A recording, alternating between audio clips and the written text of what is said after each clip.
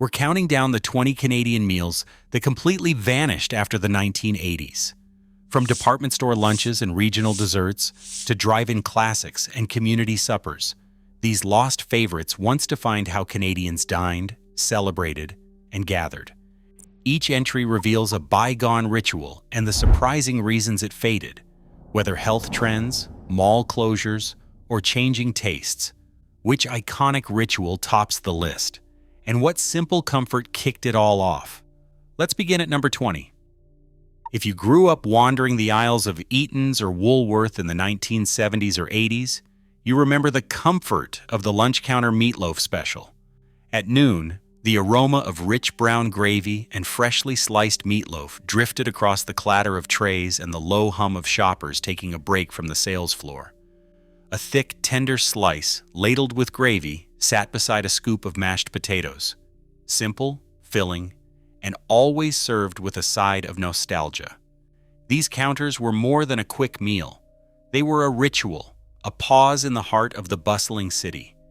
When Eaton's closed its doors in 1999 and Woolworth followed in 1994, the lunchroom vanished too, swept away by changing retail habits and the collapse of the downtown department store. What disappeared wasn't just a plate, but a daily gathering spot. One more piece of urban comfort lost to time.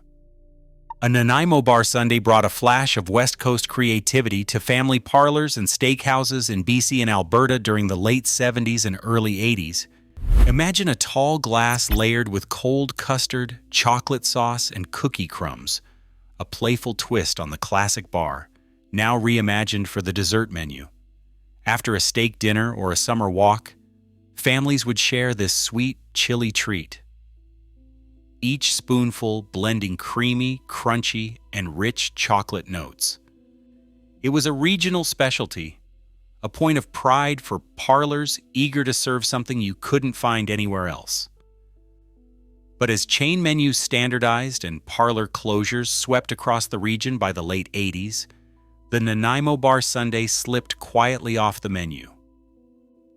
What disappeared wasn't just a dessert, but a reminder of a time when local invention shaped what ended up on the table.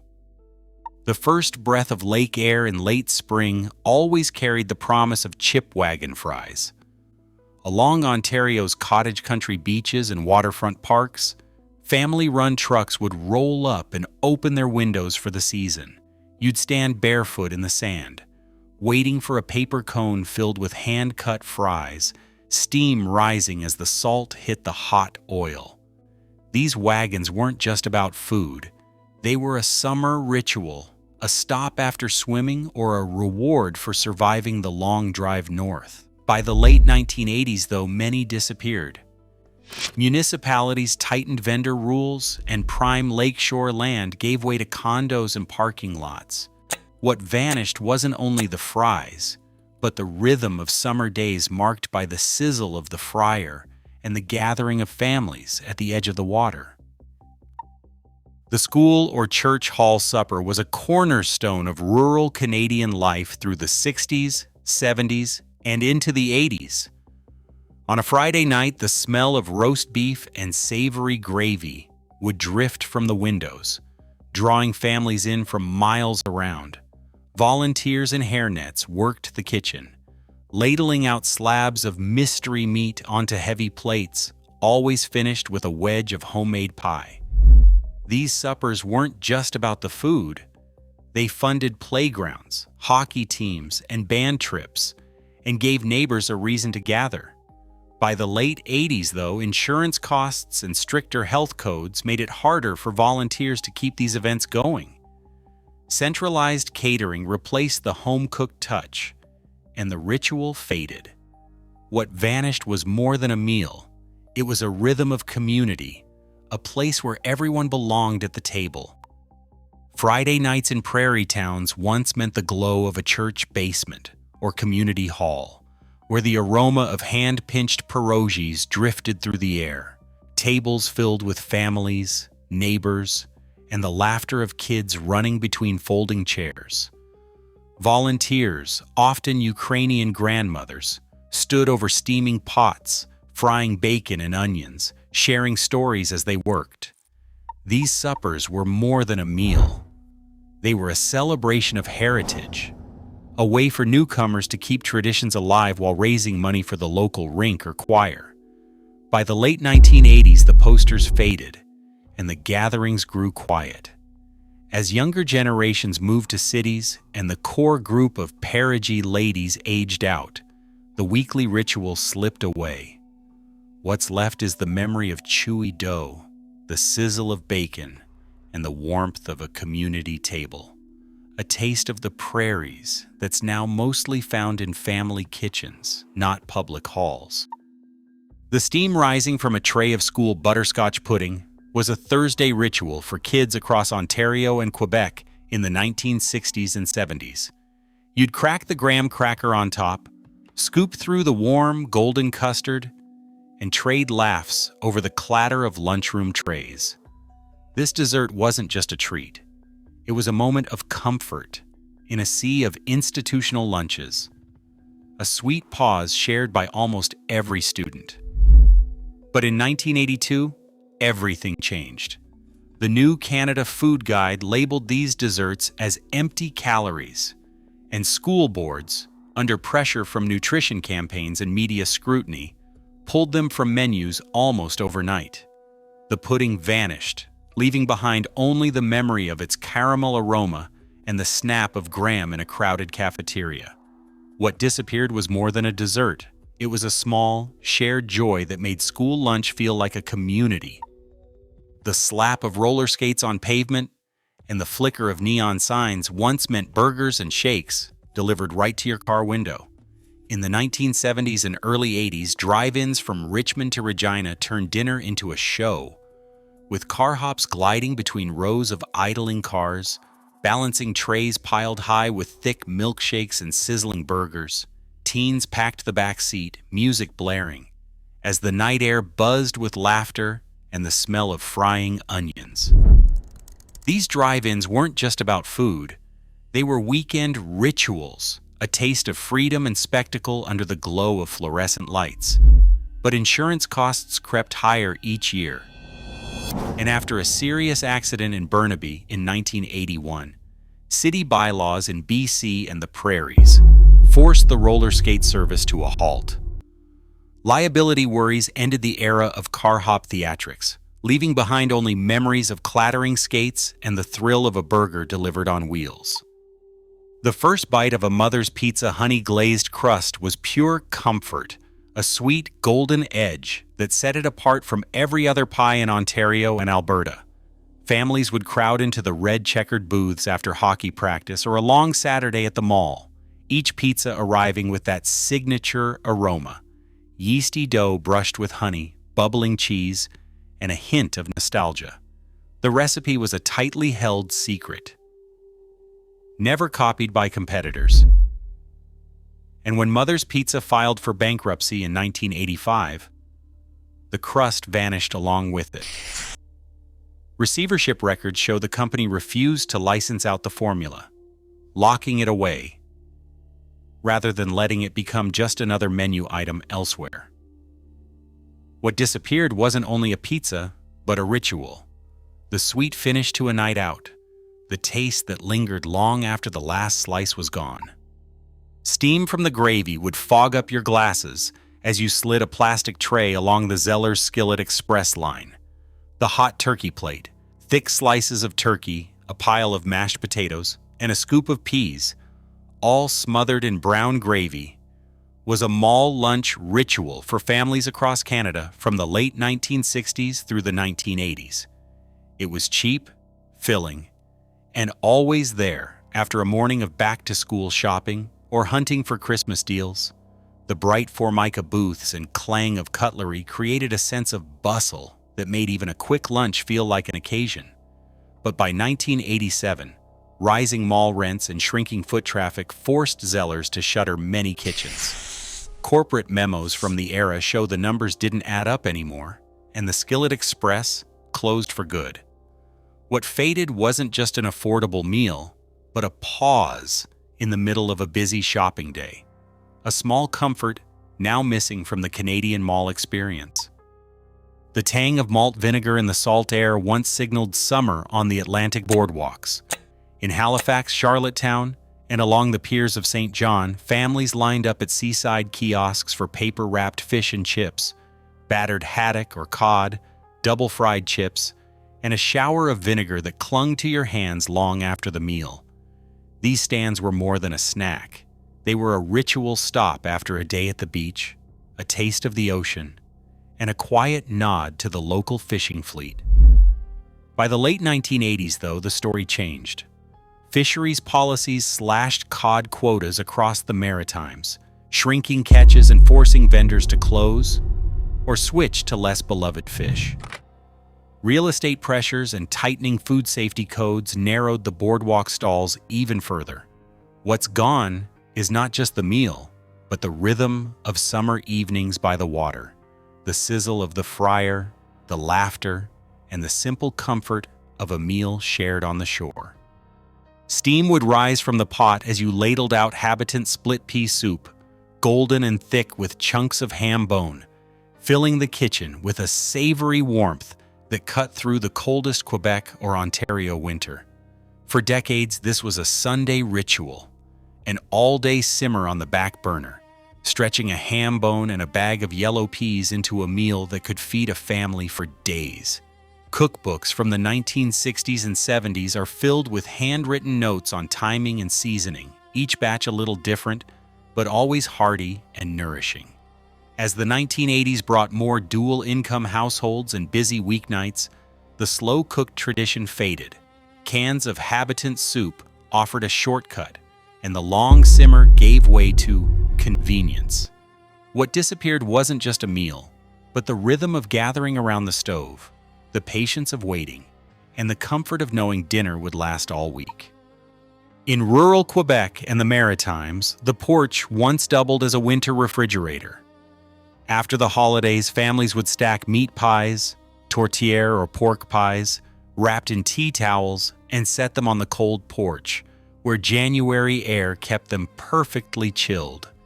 The aroma of spiced meat and flaky lard crust would drift out each time the door swung open, promising a quick meal for anyone coming in from the snow. This was more than thrift. It was tradition, a way to stretch the bounty of a big winter cook-up and share with neighbors dropping by. By the late 1970s, though, the hum of new fridges and chest freezers spread to even the most remote farmhouses. Appliance ownership soared, and with it, the old ritual faded. What vanished wasn't just a storage method, but the slow rhythm of winter, when the porch held the promise of another warm slice and a visit at the kitchen table. The creamy aroma of tuna noodle casserole once drifted from kitchens across Canada, especially on busy weeknights in the 1970s and early 80s. Egg noodles, canned tuna, and a can of mushroom soup, sometimes topped with crumbled chips, came together in a bubbling golden bake that promised comfort and thrift. Cookbooks from the era, like Jean Pare's, featured it as a go-to for families stretched by inflation, and it became a staple in rural and suburban homes alike. But by the late 1980s, food columns and television chefs began poking fun at its blandness, labeling it a relic of the past. What was once a symbol of resourcefulness and warmth fell out of favor, dismissed as dated and uninspired. With it went a ritual, the quick shared dinner that made even the busiest nights feel a little more like home. The first forkful of diner lasagna brought a wave of melted mozzarella, tangy tomato sauce, and the unmistakable crunch of garlic bread on the side. In the 1960s through the 80s, Italian-Canadian diners lined the streets of Toronto, Montreal, and Hamilton. Each one was run by families who poured their hearts into thick-cut, cheesy lasagna specials. The booths were soft vinyl, the air heavy with oregano, and every plate was finished with a slab of golden, buttery bread. These spots were more than restaurants. They were neighborhood anchors, where birthdays, graduations, and Sunday suppers unfolded under the glow of neon signs. But as rents soared in the 1990s and younger generations chose other careers, many of these family-run diners closed their doors. The lasagna special faded with them, leaving behind only memories of bubbling cheese, laughter, and the comfort of a meal that felt like home. The clang of tongs and the crunch of iceberg lettuce once echoed through family restaurants from coast to coast. At Bonanza, Ponderosa, and Mother Tucker's, the all-you-can-eat salad bar was a centerpiece, a riot of toppings, dressings, and the thrill of building your own plate. Kids would pile croutons sky-high, parents debated the merits of cottage cheese versus macaroni salad, and everyone reached for the same ladle. By the early 1980s, though, health bulletins began to circulate. Provincial inspectors traced salmonella outbreaks to shared utensils and lukewarm bins. Insurance premiums for self-serve formats spiked. Between 1979 and 1984, headlines warned of outbreaks. And by the middle of the decade, most chains had quietly removed their salad bars. What disappeared wasn't just a bowl of greens, but a ritual of choice and togetherness. A communal pause, lost to the chill of new rules and the quiet end of interactive dining. The smell of bannock frying on a griddle and the earthy steam rising from a kettle of moose stew once meant it was powwow season across the prairies and central Canada. At community feasts from the 1960s through the 1980s, families lined up for bannock burgers, fresh, golden bread wrapped around seasoned meat, or for bowls of moose stew, thick with root vegetables. These meals were more than food. They were a way to raise funds, teach tradition, and bring generations together under the summer sky. Elders recall the laughter, the long lines, and the pride in sharing recipes handed down over campfires. But by the mid-1990s, new health regulations demanded commercial kitchens and strict permits, making it nearly impossible for home cooks to serve these dishes at public events. What faded wasn't just a meal, but a shared ritual, a taste of heritage now mostly kept alive at private family tables. The first sign of spring in Quebec's Lanaudière, or Estrie regions, was the sweet, earthy scent of maple steam drifting from a family-run cabane à sucre. You'd squeeze onto a long wooden bench, elbow to elbow with neighbors and cousins, as platters of buckwheat pancakes, thick-cut ham, and golden beans landed in front of you. The syrup, still warm from the boiler, pooled across your plate, sticky and fragrant. These Sugar Shack breakfasts weren't just about the food. They were a celebration of the season, a rural ritual that drew families out of winter hibernation and into the warmth of shared tables. By the late 1980s, though, many of these intimate shacks disappeared. Family farms were sold off or commercialized, and the old communal breakfasts gave way to bus tours and cafeteria lines. What faded was more than a meal. It was the laughter, the thump of boots on pine floors, and the comfort of belonging to a place and a season. Salt cod and hard bread at simmering in a pot once meant Saturday in Outport, Newfoundland. Fish and brewis, softened hardtack, flakes of salt cod, and a scattering of fried scrunchions was more than a meal. It was a ritual that tied families to the sea and to each other. The aroma of pork fat crisping in the pan mingled with the briny air drifting through kitchen windows. For generations, this plate anchored weekends, especially in small coastal towns where cod was life itself. But after the 1992 cod moratorium, the fishery collapsed. Young people left in waves, and the Saturday tradition faded with them. Cafes closed, and the taste of salt and sea vanished from family tables. What disappeared wasn't just a dish, but a way of life, one that had shaped the rhythm of a province and the memory of a nation. The sharp tang of orange cheese powder and the snap of boiling hot dog coins once meant lunchtime in homes and school cafeterias from Vancouver to St. John's. Craft dinner with sliced hot dogs was the unofficial kid cuisine of the 1970s and early 80s. Quick, cheap, and nearly as common as peanut butter sandwiches. Parents leaned on it for busy weeknights, And commercials promised a meal even picky eaters would finish. The ritual was simple. Cut the hot dogs into coins, stir them into the bubbling pot, and watch the neon sauce cling to every bite. But by the mid-'80s, the fun faded. Nutrition surveys and new health campaigns warned about processed meats, sodium, and artificial colors. Supermarket flyers shifted to whole grains and fresh options. What disappeared wasn't just a dish, but the comfort of a meal every Canadian kid seemed to know by heart. The taste of after-school freedom, now boxed up in memory. The slow scrape of the carving knife, the glisten of gravy catching the light. Sunday carving station roasts were the grand finale of a family outing at the mall. At places like Mother Tucker's Marketplace or the Eaton Center Steakhouse, you'd line up with your plate, watching as roast beef or ham was sliced to order, steam rising in the glow of the heat lamp. This wasn't just dinner. It was a ritual, a show, a reason to gather after hockey or shopping. But as malls declined and chains folded under rising labor costs by the early 1990s, the carving station faded away.